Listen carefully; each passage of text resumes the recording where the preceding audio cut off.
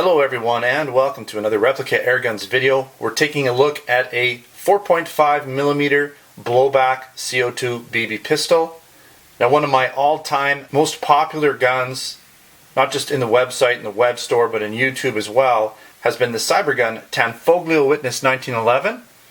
And this is sort of a retake on the exact same gun. Now, I have mentioned in several of my videos the fact that KWC and Cybergun are essentially the same product. KWC makes the guns for both companies, so essentially the guns are really the same quality, same build, same design, just some slightly different branding on either gun. So today we're looking at the KWC M1911 model A1 Tac. And really, it's a Cybergun or KWC 1911 in a tactical version.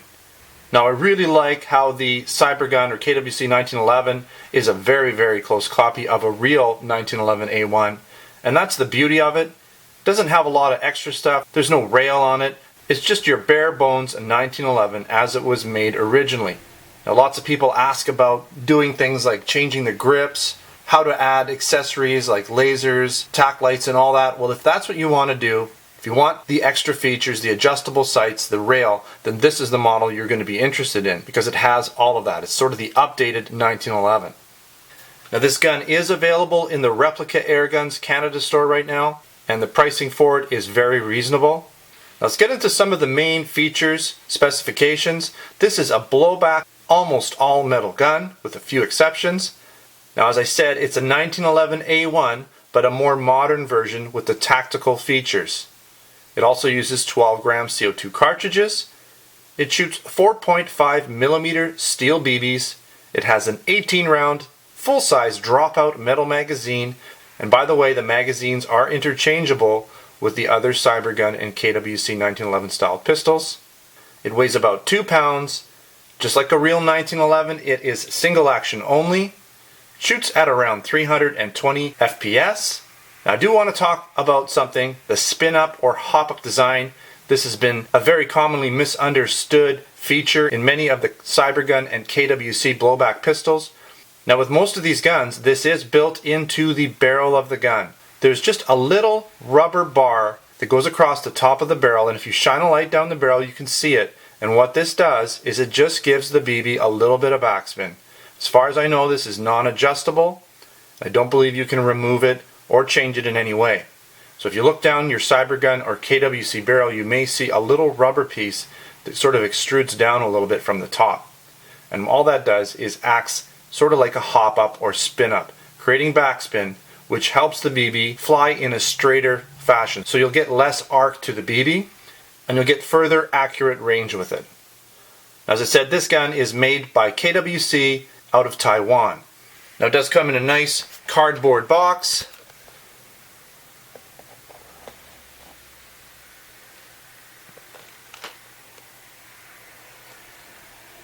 Very nice. Inside that box, you get your manual.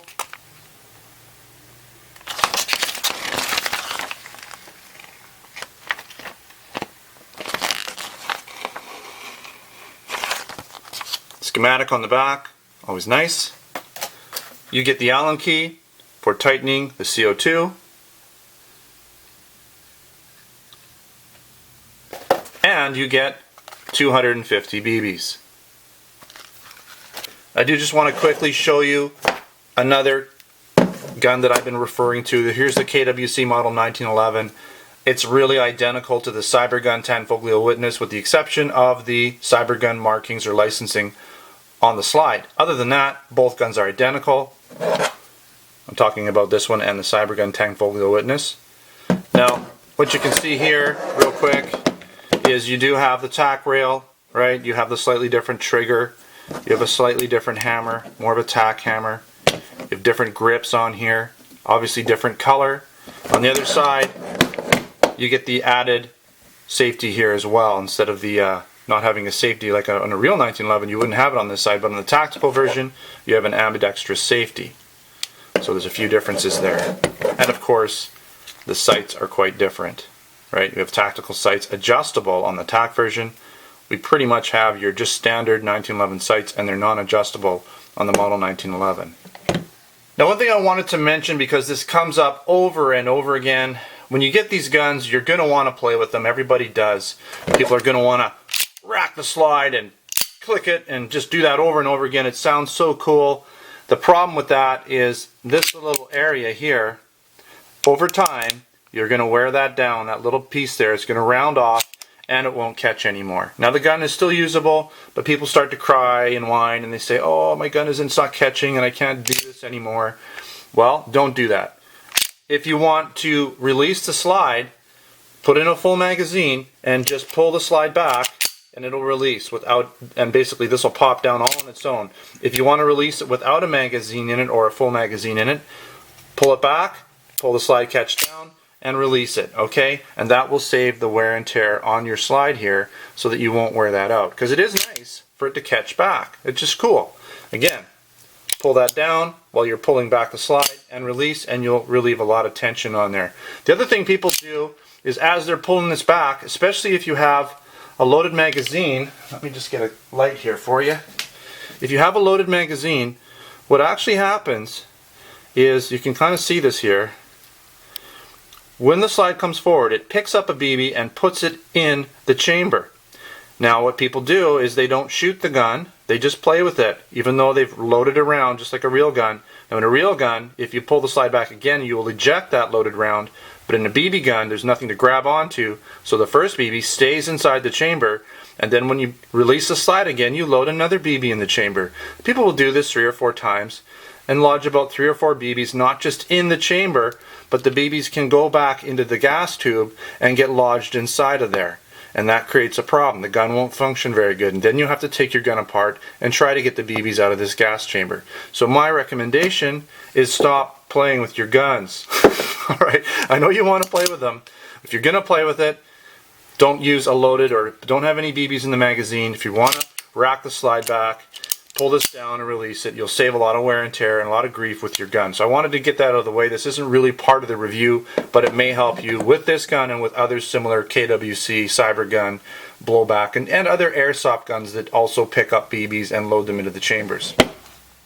Alright, so at this point we're going to do a walk around of this pistol, this very fine KWC pistol. And so let's start with the left side. Again, you have a working slide, right?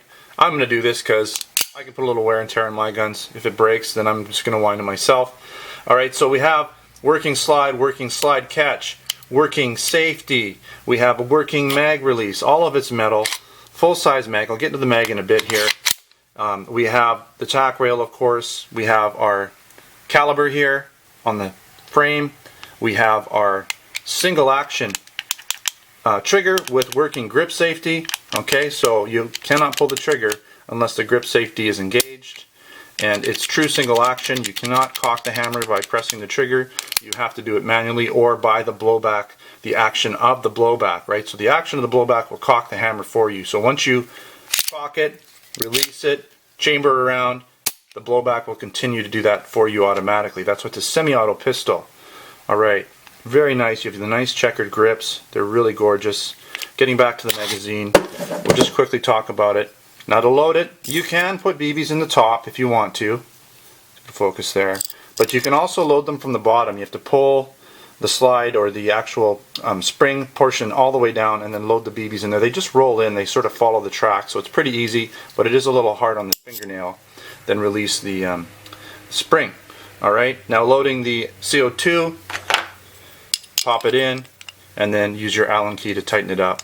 Always hold the CO2 in with your finger when you're tightening it. Sometimes you can pop it out and create a bunch of gas going everywhere, lose a whole CO2, and so you would tighten that up. Now don't over tighten. Be prepared for when it starts to hiss to tighten it the rest of the way so it stops hissing, otherwise you'll lose a lot of CO2. And again, wanted to mention this. Here is the Cybergun or KWC magazine, and watch this.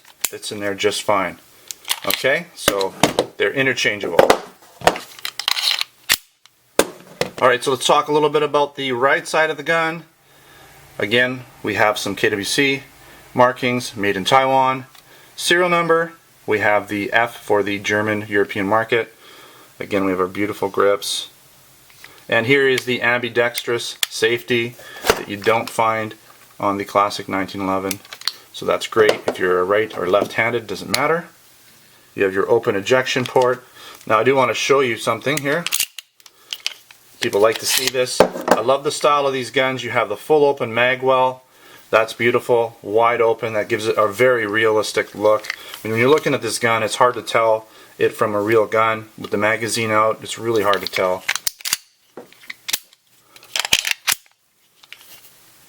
Alright. Another thing you find on the TAC version is you have your textured portion here on the front slide, which gives you the ability, it just gives you the ability to rack it from the front. I'm not a big advocate of grabbing the front of the gun. It's a little too close to the barrel, but you can. I guess some people might want to grab it like this. I tend to stay to the back, but it's just a nice visual addition for this gun. Right, looking at the top, we have our white dot sights, front and back, and your back one is adjustable with a little Allen key there. So you can adjust it for windage, not elevation, but windage. Got your white dot in the front, open ejection port, again your single action hammer, grip safety. Looking at the bottom here, there's your tack rail. Quite nice. You can put a bunch of accessories on here, lasers, tactical lights. If you wanted, I guess you could put a foregrip. And there's the bottom of your mag well there. These cutouts are just to allow the CO2 to go into the pistol or the grip area of this pistol. One more thing, obviously, here's the front of the gun. Quite nice. You have a recessed barrel. Looks quite nice. Brass inner barrel. People also mention another thing, that a lot of times, especially with the slide back, the barrels will move back and forth, side to side. On a lot of these blowback guns, there's going to be some movement on the barrels. That's just the nature of a floating barrel system, and that is somewhat true on a real gun, so don't worry about it. Alright, so at this point I'm going to talk a little bit about the performance of the gun. Now a lot of times I do a dedicated shooting or field test video, and I plan to do that with this gun, but I've got these liquid image goggles, and I thought while I was testing this gun out before this video, I'd just record a quick video of me chronographing it and shooting it. Now it's not super high quality. I didn't throw in a whole bunch of lights and do multi-camera angles, but I will just quickly cut to that video so you can see the kind of performance I got in real time as I did it. And I do plan to follow this up with a proper shooting video, but let me know what you think. Let me know if this is adequate, if you want me to just do the video with this in there, if that's good enough, or if you want me to continue doing the shooting and field test portions of these reviews for you. We are going to do just a quick chrony test here of the TAC 1911 M1911. First shot, should be a little bit of CO2 coming out here. Good blowback. 319.8, 315.7. Lots of good blowback. 303.6, 297 dropping, and shot 5, 293. So just above 300. Nothing spectacular. Not too bad. Feels good. This gun feels really nice.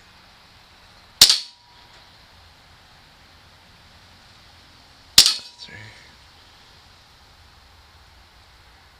4, 5.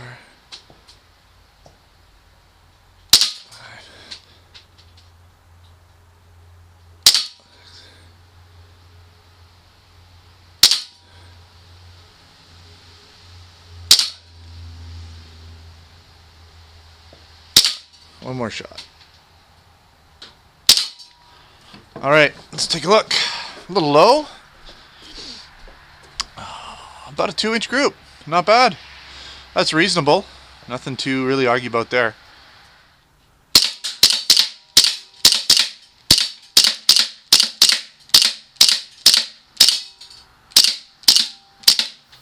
Alright, so as you saw in the quick video, we got just over 300 feet per second, starting out around 320-ish feet per second, and then going down just below 300.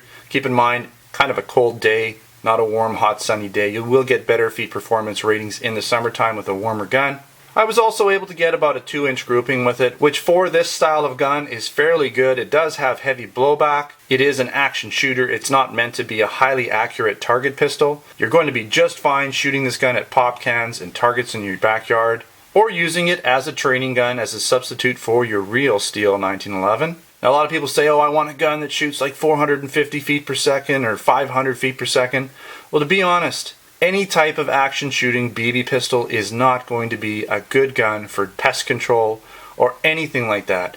It's not going to give you stopping power because it shoots 500 feet per second. Whether you're shooting 300 or 500, you're still going to be able to shoot holes through pop cans. Now the fact that this gun has heavy blowback, it gives you the feeling that it has a lot more power than it does while you're spraying BBs and targets in your yard. So don't really worry about that. That's not a big issue. Alright, so at this point we're going to talk about some of the pros and cons and close out this video. Now one of the pros I like, it's an all-metal gun with great weight, solid feeling gun with a nice heavy blowback operation. So when you're shooting this gun, you get a very responsive feel to it, which makes it feel a lot more like a real gun. Now you're not going to have anywhere near the recoil of a real 45, but it's as close as you're going to get with a BB gun, that's for sure. Now, as I said, it's a very accurate 1911 A1 styled pistol, with the exception of it being upgraded to the tactical version. And as with the other KWC 1911 pistols, it has a true single action trigger. It's very smooth and light. In this case, you get a more tactical looking trigger. I also like the fact that it has a working grip safety. That just adds more realism to this pistol. Now I did manage to get 3 18-round magazines, no problem, out of this gun when I tested it today. And I would say I might have been able to get another magazine. Now it wouldn't have been as heavy blowback or as high of an FPS, but if you slow down your shooting a bit, let the gun warm up, maybe bring it inside between magazine reloads, let the gun warm up, you can potentially get 4 magazines out of this pistol. And that combined with the heavy blowback and enough feet per second to really enjoy shooting this gun, I think that's a pretty good combination. Now I also love the upgraded tactical features that you find on the model 1911 A1 Tac. These are features a lot of people have asked for on the Tanfoglio Witness version, and now you can get them on this one. Some of those features would be the tactical style trigger and hammer, the textured grips, the ambidextrous safety, the adjustable white dot sights, and the rail for accessories. So keep that in mind when purchasing one of these guns. Some of the cons, really there's not a whole lot. I really love this gun, but you do sacrifice some feet per second performance. So you're going to get, around 300, just a little over feet per second out of this gun. And as I said, not a big deal for what it's meant to do. Now with some of these Cybergun and KWC products, they do tend to have some finish wear in the high points. So you'll notice, now it's not really on this gun, I haven't shot it enough, but you might, it's really hard to see, you might be able to see it right there. You just get on some of the high points, you'll notice it on the ridges, that they start to wear a little bit. Now what can you do about that? Some people just like the way that looks. It gives the gun a more realistic look. If you look at a real pistol that's being used, even though it's blued, you're going to see some of the metal showing through.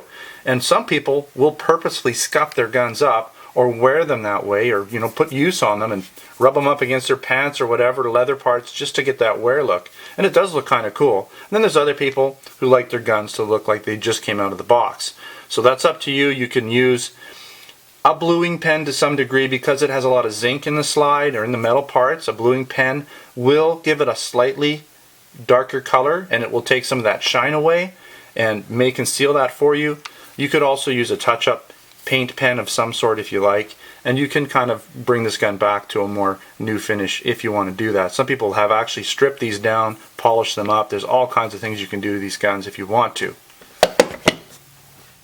Alright, so I want to thank you for watching another Replica Airguns video. Don't forget to check us out at replicaAirguns.com, where we post written articles, reviews to the same YouTube videos that I make, and sometimes I'll have some photos and other information there for you.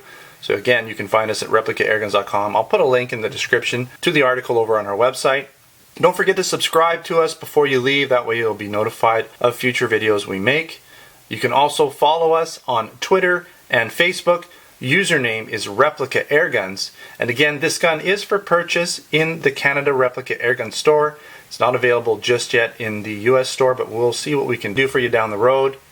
We also have airsoft guns, blank guns, accessories available in the Replica Airgun store. Alright, so thanks again, and until next time, take care.